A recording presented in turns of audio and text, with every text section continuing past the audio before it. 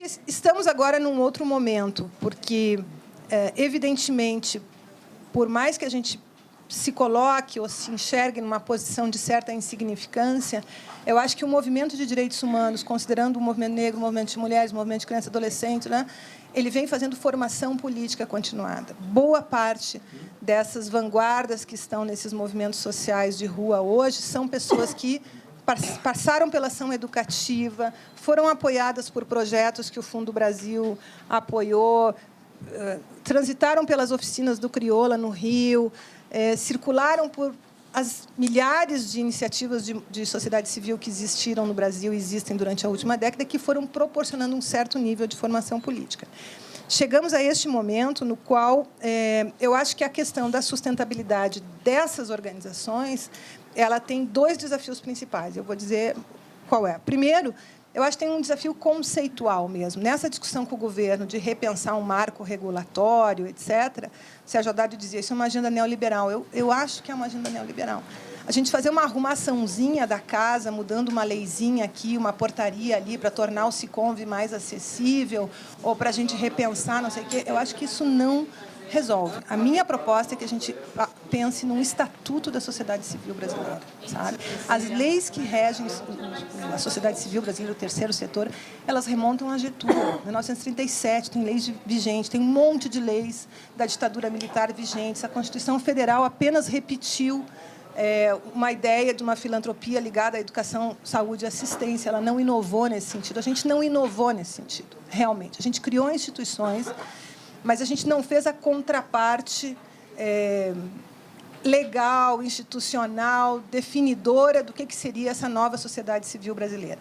Então, obviamente, essa nova sociedade civil brasileira, do qual nós fazemos parte, ela está sendo sufocada, estrangulada por um quadro normativo tradicional, conservador.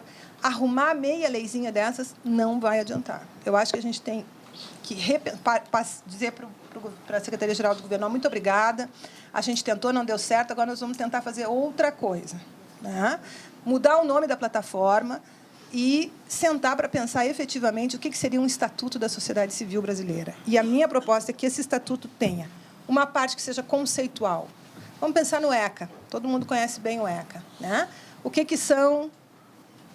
é o conceito de uma sociedade civil brasileira? O que é uma associação sem fins lucrativos? A gente ainda é regido pelo Código Civil, pelos conceitos velhos do Código Civil. Vamos repensar esse campo. Um outro capítulo, que seja a parte que diz respeito a garantias e prerrogativas dessa sociedade civil. Nós não temos nenhum estatuto que diga o que nós temos direito como grupos da sociedade civil. A gente só tem obrigações, né?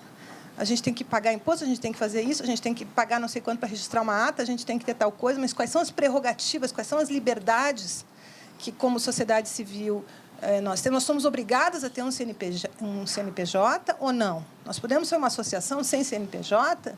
Quais são as condições de fazer um estatuto que não seja regulado pelaquela forma estrita que está no Código Civil? Então, a gente tem que ter um capítulo que discuta isso e proponha uma forma distinta de organização da sociedade civil. E terceiro capítulo, que disponha como essa sociedade civil vai ser sustentável, quais são os recursos públicos que serão destinados para a constituição de fundos públicos orçados, né, colocados no orçamento com recursos próprios e que são geridos de forma independente, que não sejam carimbados pelas secretarias e muito menos pelo CC ou pela assessora ou assessora de plantão naquela secretaria, naquele momento, que decide que todas as organizações têm que trabalhar com X assunto, né? Então, eu acho que, sem a gente partir para um novo padrão de concepção da relação com o poder público, que implica a gente ter um estatuto próprio, um estatuto, no sentido amplo da palavra, um estatuto político, identidade, um estatuto legal, em que a gente possa dialogar com o governo federal, com os governos municipais e os estaduais, numa certa condição de legitimidade, é muito difícil, pessoal. O que vai estar acontecendo? O Siconv, os convênios, estava falando com o Pedro agora, os convênios são responsáveis por fechar as instituições. Que instituições? A Bento Rubião, no Rio de Janeiro. Pelo amor de Deus, a Fundação Bento Rubião ser fechada por um convênio, a BIA, quase perto disso, a Temes, numa situação...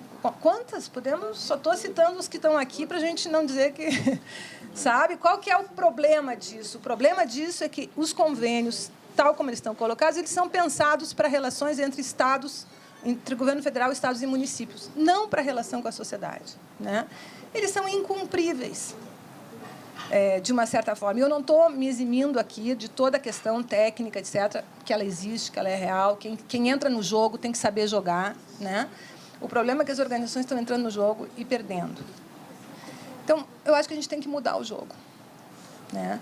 E mudar o jogo radicalmente. Assim, eu defenderia, estou concluindo, acho que a existência de um processo... Último minuto, acho sobre o SICONV. Acho que o SICONV é bem-vindo, porque ele é um sistema de convênios públicos que controla o recurso público.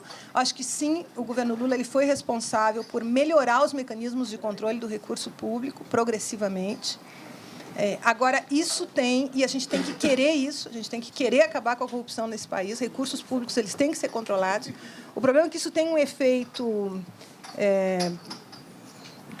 não esperado ou não pensado, que é um efeito colateral que recai sobre um conjunto de organizações. Mas, de certa forma, porque a gente está organizado ainda em bases tradicionais, né?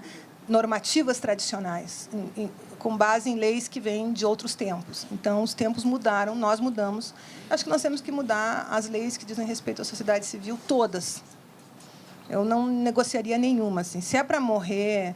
Como é que é? Sem elegância, eu acho que não dá para morrer elegantemente. Tem que dizer, isso tudo não serve, não queremos. Tá? Não vamos mais fazer convênio nenhum, não vamos pegar dinheiro de secretaria nenhuma, vocês peguem os editais, guardem, deixem para depois. Agora, a gente vai pensar tudo isso em outras bases. Acho que é ousado, acho que é arriscado, mas acho que a gente deveria tentar.